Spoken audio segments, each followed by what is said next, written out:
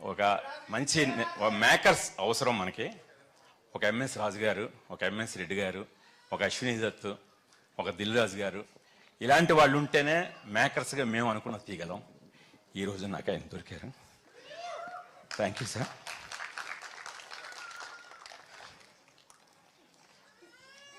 ఖచ్చితంగా ఖచ్చితంగా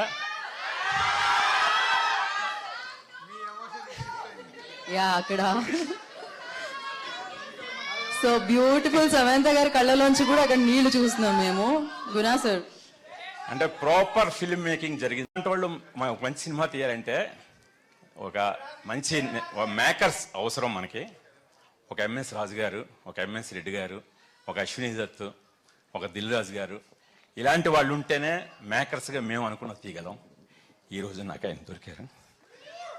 thank you sir.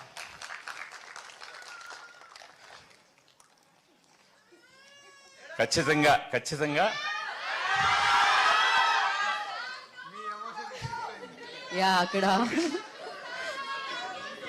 So beautiful Samantha గారి కళ్ళలోంచి కూడా అక్కడ నీళ్లు చూస్తున్నాం మేము.